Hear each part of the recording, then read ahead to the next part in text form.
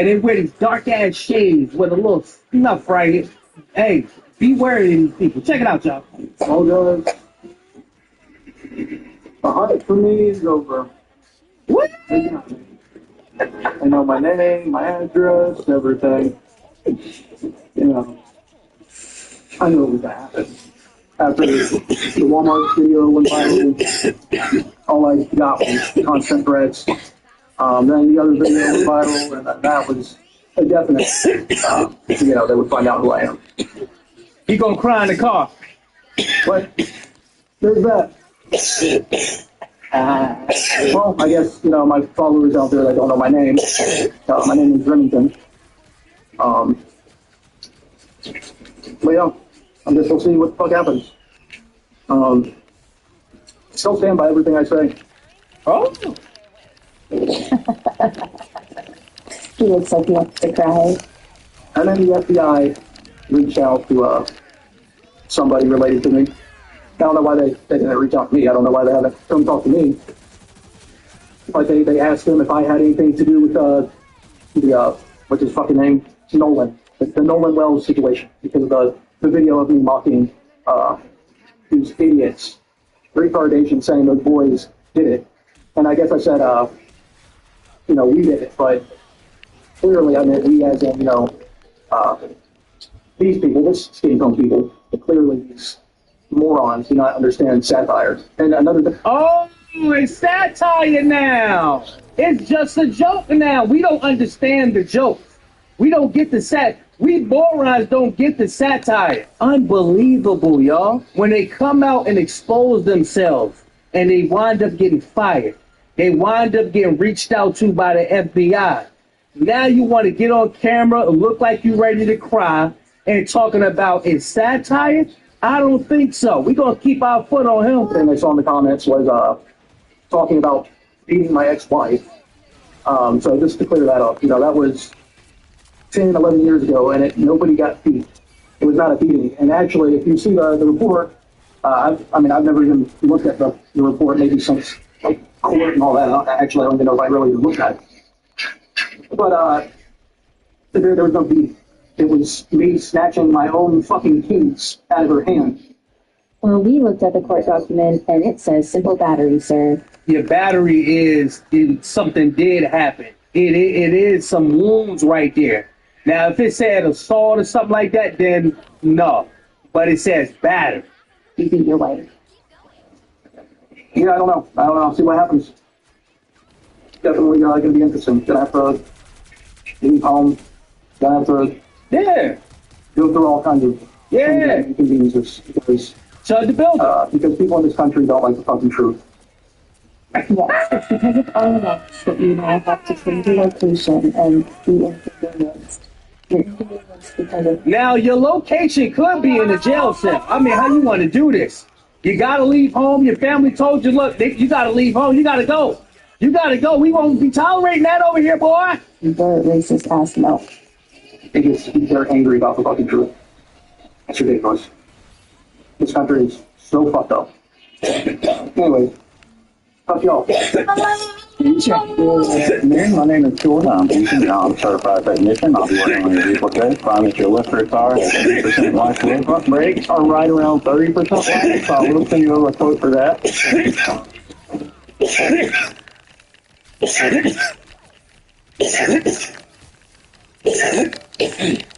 Every moment was an opportunity to reward your conviction before the whistle, before the game ends. No house. Live trade the moment on Holly Market.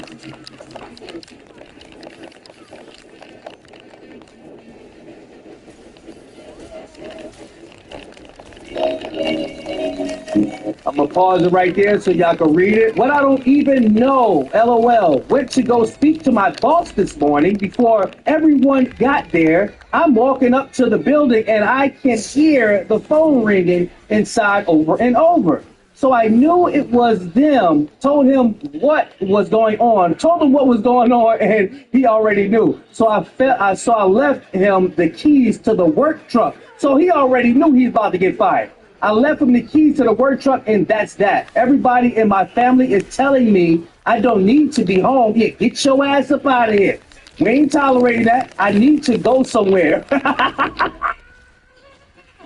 love this. I love this. I don't know.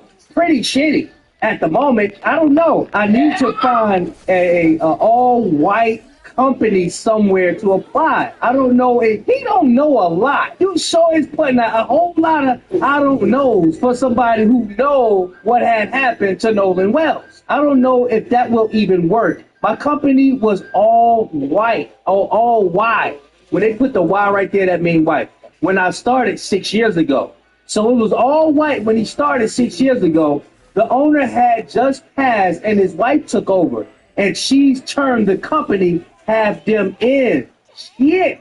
So the company that he worked for 6 years ago, it was all white. But the guy who owned it passed away and the wife took over and she hired a bunch of black people. And him got uncomfortable, y'all. If he was still alive, a Southern Baptist white man, I don't think I'd even have much issues, right? See? You see how it's a domino effect?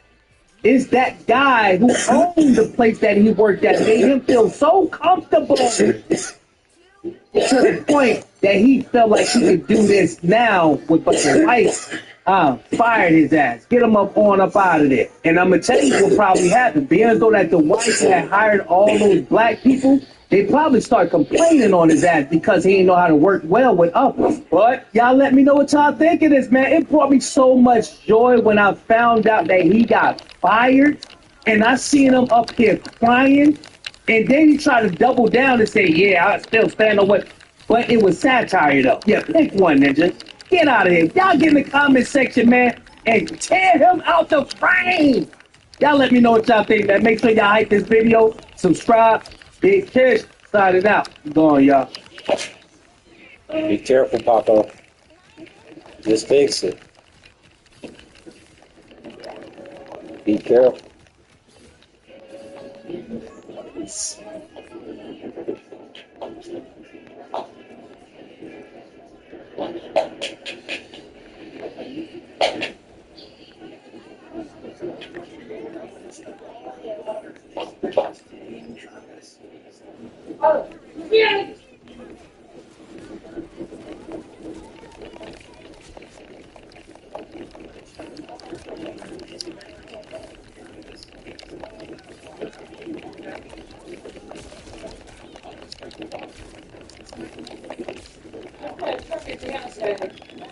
There's no sound out here. You don't hear nothing.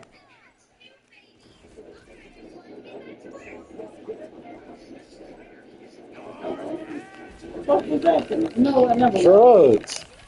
I asked you to stop doing heroin.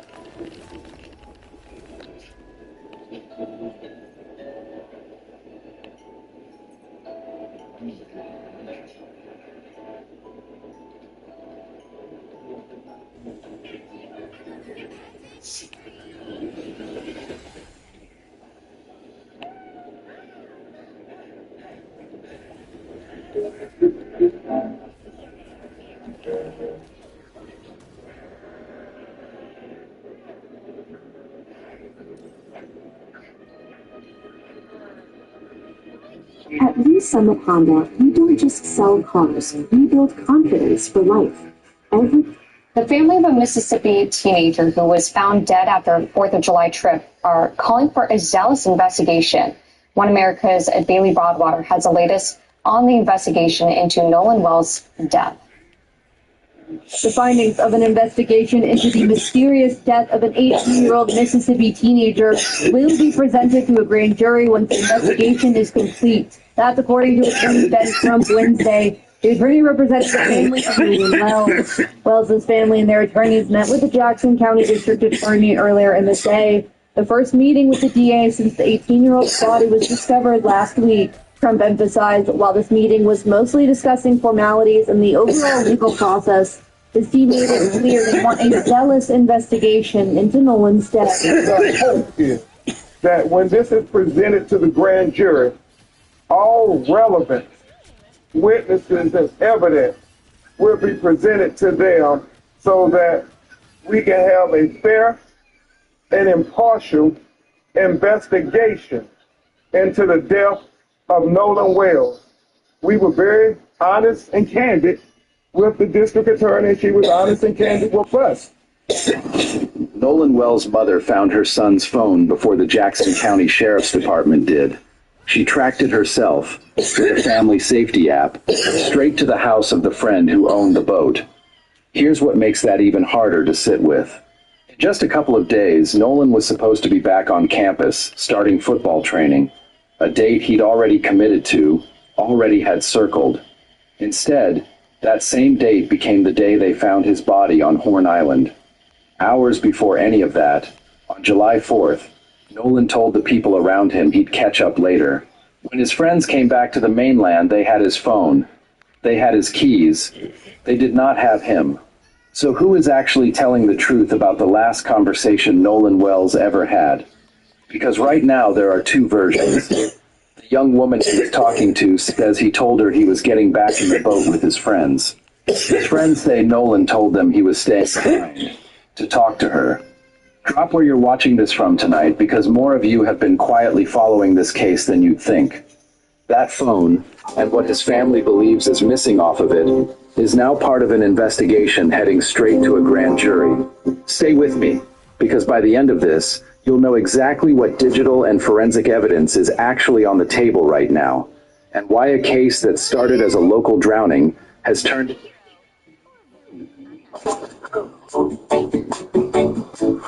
I done caught that.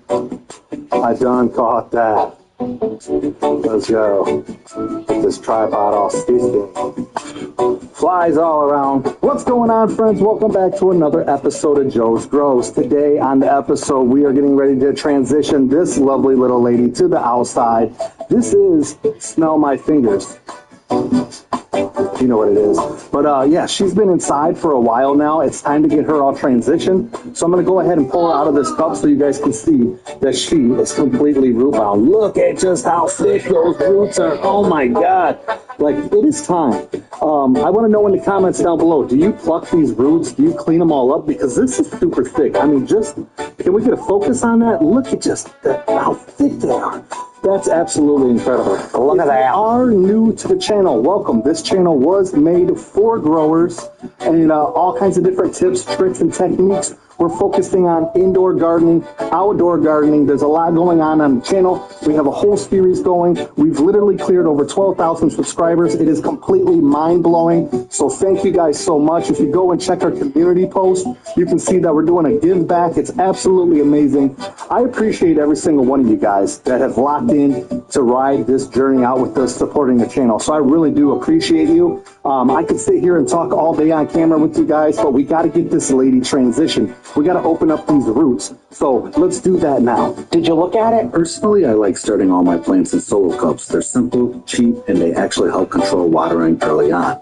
Now, one mistake a lot of growers make is leaving the plant in the solo cup way too long, kind of like what I've done here. When that happens, the roots start wrapping around themselves, looking for more space to grow. That's called becoming root bound. Once the roots get tangled up, they can actually start suffocating the plant and slowing down the healthy growth. So when I transplant, I like to gently break up some of those roots around the outside of the soil like you see me doing here. And you don't want to go crazy, but loosening them up helps signal the plant to push new roots outward into fresh soil. A fun fact, healthy roots are basically the engine of the plant. The bigger and healthier the root zone, the more potential the plant has above ground. Once I get those roots loosened up, I can either up pot them into bigger containers like most growers, or in this case, move them right into their forever home outside so they can explode. Yeah, so we're going to have to cage her back up because Luna likes to mess with plants. So if you found this channel fun, exciting, or whatever, if you learned something, follow along, man, for more videos, more tips, more tricks, all kinds of different techniques. I appreciate you tuning in. Much love, happy growing, and remember, nugs, not drugs. Peace.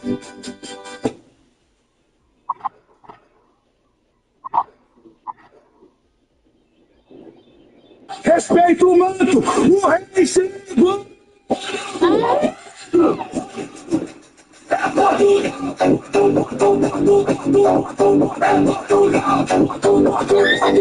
No cap, I'm not a... English or Spanish?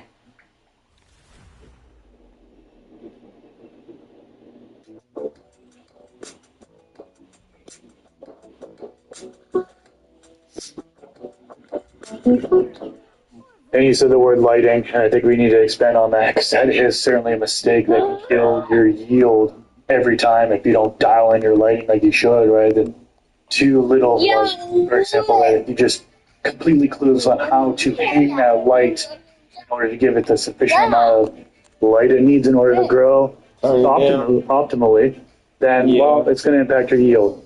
So a lot of people, what they'll do is they'll buy a par meter and they'll kind of dial things in a little better. Then just depending on the manufacturer's chart that they put on their listing, for example, being able to also dim it down and move it closer will help save energy as well. But oftentimes, there's not enough light according to the manufacturer's recommendation. And so the manufacturer likes to do that intentionally so the grower has kind of a better success rate because obviously we know too much light is a harmful thing that can kill your yield as well. If you've got burning that's happening, right, that's going to potentially stunt your plant and harm your overall quality at the end of the day. Bag appeal, a lot of people still go after that. Some people don't care about bag appeal whatsoever. Other people, they need it. It's part of their business. They need it to look good, or else nobody's going to buy it, or at least be appealed to buy it. So not enough light can certainly impact your yield. Just not growing the plant to its full potential. Too much light can harm the plant. You can burn it, and your overall quality could be diminished at the end. You get the foxtailing, and you get this shitty, gangly bud that would have been full uniform bud, and that's airy and doesn't have that density that normally your plant would have. Summertime, often you'll see this. If you have a sour diesel crop, especially GMOs, genetics that are prone to have these bad results from too much heat, that light is, you'll have that in the winter even, because of that intense light. And depending on what you're using, you could bleach the tops. I can't tell you how many times those losers at Franklin Field would bleach their tops because I said, stop putting it so close. HIDs, yeah, but the buds will get harder and the bottom's going to get better. Yeah, but we're taking a foot off the top of the plant, you know? So it's maybe not quite a foot, a couple inches. But this is another issue too. If people can bleach the top of their plants and you're literally cutting off part of your bud, you're removing it, you're killing the cannabinoids that are there, and it's turning into useless biomass. So you're directly killing that yield by doing that. And I think overusing your light too, or anything going too far, if you're looking at your ROI or your cost per gram to produce this compared to going to a shop or having a caregiver or however you get it, you're hindering that too, because now you're making it cost more money. Damn, per gram all of a sudden it's like $4 a gram, which is $1 or less. But too intensive anything is not good for your plant. Especially if you're still using HID, baby. Little do you know that that light could be the reason that your tent's sitting at 90 degrees and you're trying to battle it when, you know, I'm not going to tell anyone to go one way or the other in terms of HID or the LED. However, your situation might be screaming at you, stop using the LED. Stop using HID and start moving to something more like HID. You know, I'm not. God, it's so many acronyms. From average of sodium, you just got to keep LAD. Yeah, that's it. Yeah, That's it. You just want to watch that so that you're not killing your tent because it's just too damn hot. And that is a great point on the environmental impact, man. Your environment is everything. With this heat, like I was mentioning there, cold temperatures for slow growth. You think that you're going to be booming and banging in the veg or out of veg into flower. That transitional period is too cold in there. Slow growth is a serious problem. You have stretch, less of a stretch, also less of a bud. Brother, your plant's not going to pick it up and do right. And I've been there thinking I was doing better by making everything full. I want my plant to be purple. Like, yeah, purple stems now because I stressed it out. It's not going to be what I want in terms of good yield and good effect. Having the humidity too high is also an issue. We're talking about getting things like pathogens, running into powdery mildew and flood rot. Like, the environment goes hand in hand with these things. Yeah, if you've got a hot, humid environment with a lack of air circulation and air exchange, then you could certainly come across pathogens, powdery mildew, blood rot. I've had blood rot before. I talked about it before. Yeah. Just don't wish it upon anybody. That is for sure. But those pathogens, those are a couple there. How about hoploid viroid? That's something that could, a mistake that you could make, that unknowing mistake, right? Yeah. You could be bringing in genetics that have hoploid viroid, and it's not you, the person, it's the process. That's the problem, right? It's unintentional. Everybody has good intentions as a grower. You want the plant to be healthy and grow the best it possibly can and get the best possible yield you can, but you could be silently bringing in a pathogen such as hoploid viroid and growing a very weak plant. But not only that, but that pathogen could be easily transmitted from plant to plant in the grow space. Using the same trimmers, trimming one plant, the infected plant, then trimming the next plant that's not infected, that will transfer it. It could go to the soil, through water, if you're in DWC, your pests can transfer from one plant to another. So once you have it in one plant, it is so easy to transfer out to other plants. They need to stay. And there's been even, it's said, and that's what was in a commercial grow, allegedly, they picked it up on their trim trays. They had it on all of the trim trays, it was on their gloves, and they took the gloves off, but somehow it was on the bend. There was we interviewed a Tulsi, Dr. Tulsi. Thank you. Sorry, I didn't mean to disrespect. It was an incredible conversation. This was almost last year at some point, but I'm just thinking she opened my eyes in regards to HLBD, the reality of how easy it was to pass it from one area, not from one plant to plant, but from the trim tray to the process to adapt to a homie in one room to another. And I think that's where, if you haven't seen that episode or listened to it, make sure you do. We may need to link that one in the comment section so you can see it, because that one, that's one of the most. We will never remember to link it, so make sure you search it. Yeah, but look it, and if you see it there, we did it. We did it. Shout out to Mrs. P. Shout out to Mrs. P. One of the biggest takeaways from that episode would be the sanitation. A lot of people, what they use, that's really good. Kind of comes into this conversation again here, mistakes. A lot of people use alcohol as kind of like to sanitize isopropyl alcohol, right? So a lot of people use that, they'll dip it in there, and they think they're all good and gravy, but what we came to find out during that particular episode is that could actually make the hoploid viroid worse. Make it stronger potentially. So it's recommended to use bleach at a 9-to-1 or 10-to-1 ratio. So one part bleach to 10 parts water. And then mix that up and use. I've been using it ever since. Same exact thing. And from that day, dude. Yeah, between got rid of the alcohol. Plant by plant, when I'm trimming in there, I'm dipping my trimmers in there for, I think, what'd she say, 20 seconds or something? I usually 10 seconds, 10, 15 seconds. I'll put it in there, swirl it around, and then wipe it off, and then trim the plant. But yeah, I don't want to have any sort of pathogen, whether it be a hoploid viroid or something else, going from one plant to another. So I just. My tinfoil condom on for a second. After that episode, we had people commenting. Conversation. I'm not trying to bring any disrespect or anything, but people brought in some legitimate concerns that first, and I'm not saying legitimate, it was a legitimate argument. Some people said first, HLBD and the concern of it is being blown out of proportion, and that we are being convinced to change up the process merely to support an industry that doesn't exist. This is the same argument that testing we created. The testing industry, yeah, like HLBD isn't. It's just another acronym for another test to spend $50.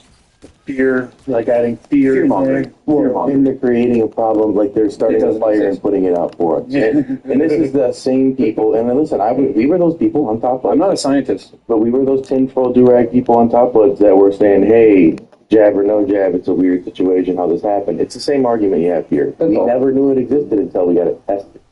Well, here's the thing, Greta. I've seen rooms in a 30,000 square foot facility, the same genetics for 10 years from caregiver space to commercial space that got infected by HLVD from phones that were brought in that had a diminishing yield of like 40 to 60%. Nothing changed in that room. Nothing other than HLVD, dude. And that's when we looked into it. We were like, what the fuck is going on? Like, everything is solid, everything is good, no issues, and then come to find out about this HLVD stuff. It was never even a thing I knew about.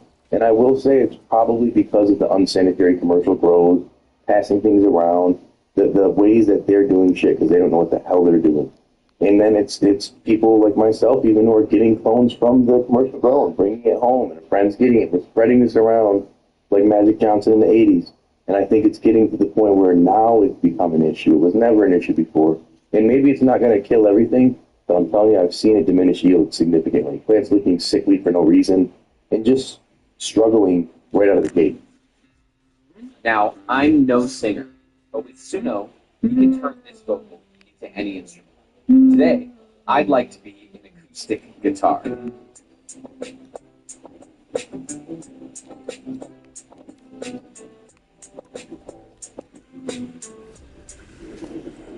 Right out of the gate. Yeah. Got some facts, Chris, there? I've got some stats here. I just pulled up real quick. So, yeah, do what you want, consider what you want with this information, but hop-latent viroid has been identified in 73% of commercial facilities in the United States. And just in California alone, 90% of facilities researched test positive for hop-latent viroid. So, saying it's not really a big issue, those seem like high percentages. Those were fake tests by fake government and fake science. Yeah, no, hey, you know what? It's hard to argue with facts. It's hard to argue with evidence. Now, of course, statistics can be skewed in a way that fits a narrative. However, specifically since it says of researched, so this is basically you submit 100 tests in there, 90% of them are going to be positive, and the other 10 are going to be negative, and that doesn't include any other facilities that didn't submit things in for testing. And you could assume that, hey, if you're submitting it for testing, maybe you're seeing some sort of visible problem, more likely, right? So that's it. Now, there's some places that I've seen there's probably been about 15 facilities that I've been in associated with Michigan, and out of all these facilities, I've only seen one that pheno hunt seeds. The rest all purchase phones. No, sorry, that pheno hunt seeds. The rest all purchase phones online. Every one of them. So it makes sense in California that we're swapping clones, buying clones, cuts, slips, whatever. And it's become a common thing that they're just getting this. One of them got contaminated and they're just spreading it. It's how diseases happen in the world. And I think it's not necessarily a cause that didn't exist. It's that commercial grows exploded. People in Michigan wanted to cut from Oklahoma, or from California, and they grabbed that, vice versa, and it expanded across the state. This FDS clip was brought to you by AC Infinity, leaders in garden innovation. Use discount code PISTACHE15 at checkout to save some money on your order. From the Stacks Podcast.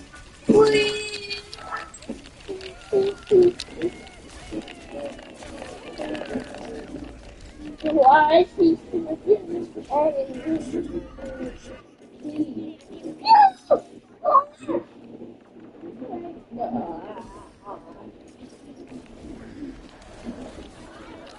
I got the point.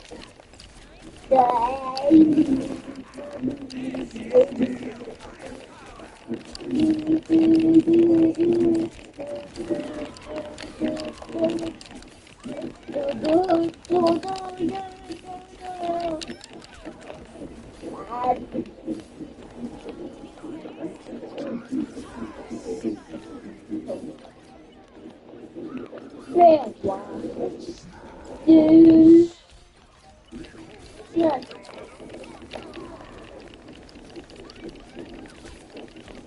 Can't really see that. What?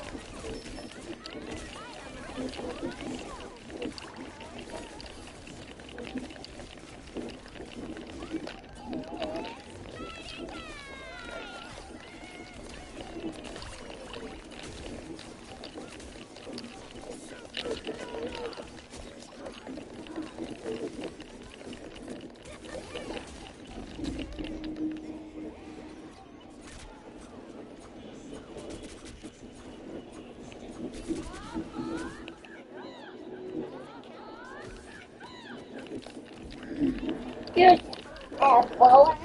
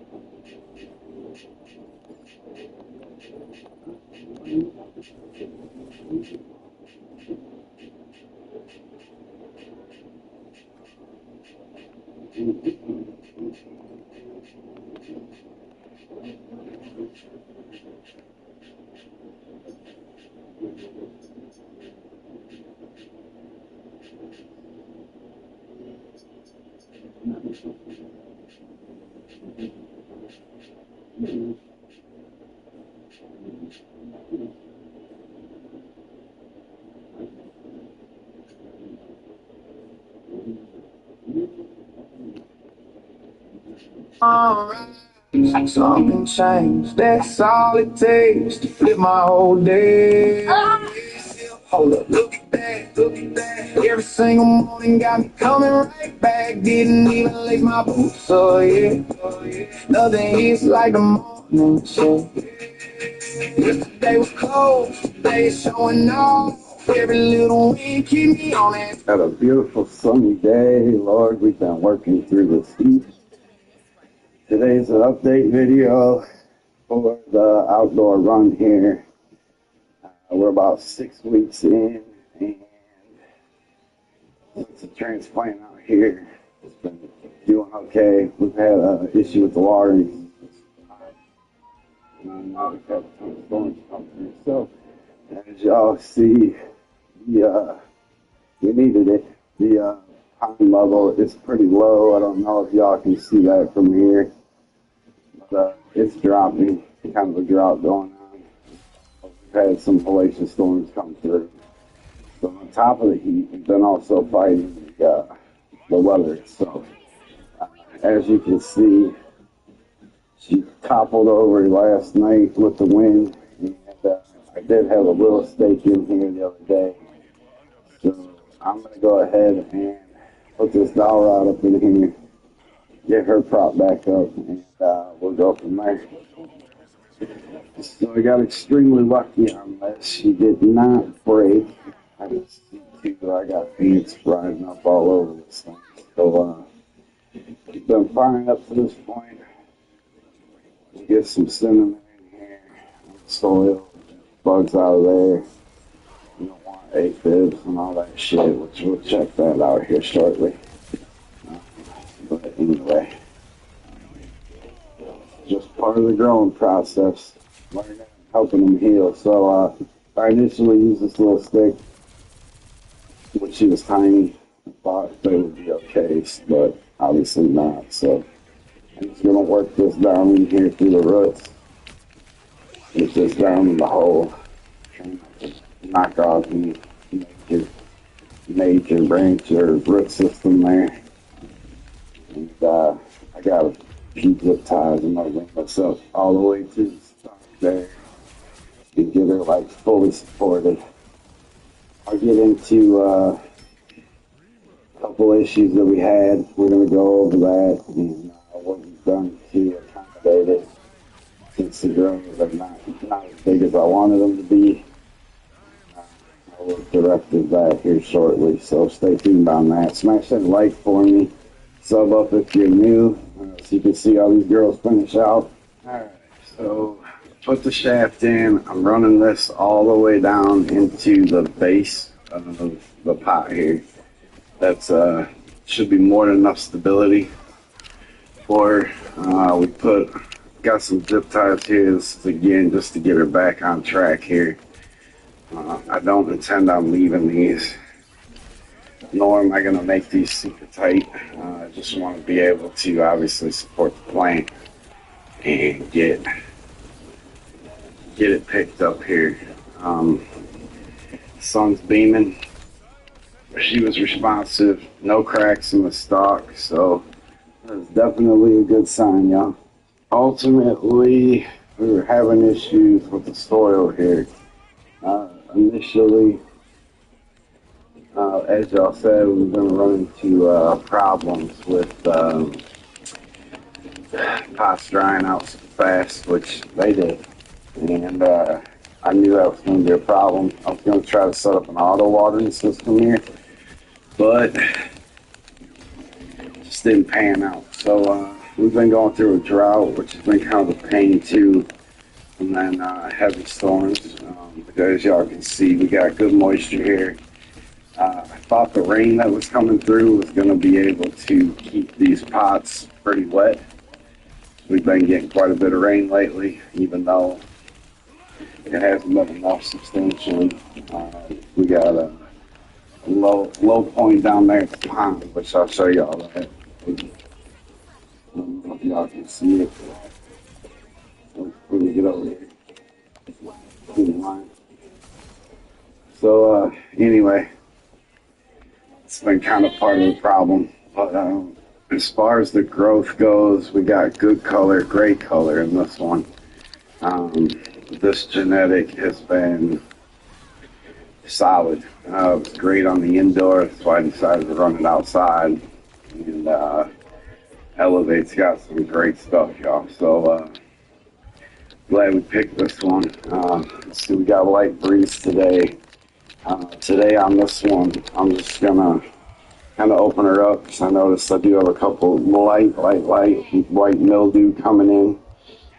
So we're gonna defold this a little bit.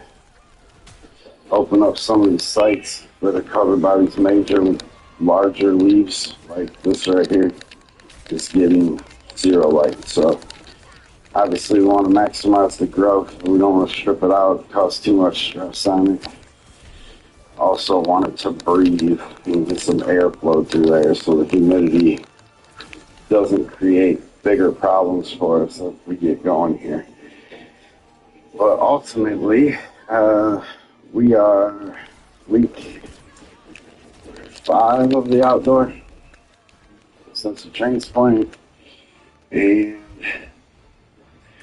the growth rate on this one has been phenomenal once we got the watering adjusted, and pretty much watering this every day. All of them pretty much watering every day. You can see here I'm starting to get issues with bugs. Some damn bugs will get you, y'all. Gotta be careful with that. So I've got a spray that I didn't come up with it. Long-term spray that is safe for the plants, safe for the soil. Won't mess up anything. Don't mess with that. I use neem oil. It turns out neem oil is not good for your microbial life in your soil. So something to keep in mind for future runs if you're doing it. I think typically with normal plants that aren't fruiting and all that, and that are actually based in the ground, it's not that much of an issue. But if you're dealing with trying to keep the pH levels right and microbial life rolling solid, then stay away from the neem oil. So what I did was can you help me? No, my boss told me I can't help customers. cayenne pepper and Last time I helped a customer, I got in trouble. Fuck y'all. chili peppers. And I steeped them for want about to 48 hours in water and strained them. Nope. Tried it out at the house on the garden there. Last We were having time Spider-Man I helped chili at the house. customers, y'all made sense. Okay, so that's why I would never help a customer again. And decided to give it a shot. It works great. Now, the only problem I have with it is he told me I can't help customers no more because there's a problem. maintain as long as I would like to. So I gotta spray multiple times. So any insights, y'all, any suggestions, feel free to share it, drop in the comments there. Let me know what you guys use to do with your outdoor pests. Much appreciated. We always looking to improve over here at the channel, and definitely looking for anything to make life easier. But the coloring on this, so I thought initially these were going in the flower, but as y'all can see, we don't have. Let me get the sunlight on there. It's lighter green, but I'm 90% sure this is growth. We're still running about 14 hours, 45 minutes, so I don't think it's going to go in the flower quite yet. We caught the solstice, which is perfect. It's something else I wanted to touch base on. So I brought these plants out here at the timing that I did, which was a week prior to the longest day, because I did not want them to flip flower as soon as I put them in the ground. Turns out that I think it turned out good. It's given us some time to get things situated and set up, and then give them time to actually get some growth before the ship. So, see. Somebody got it, dude. I gotta get this ready. But let's enjoy the outdoor side.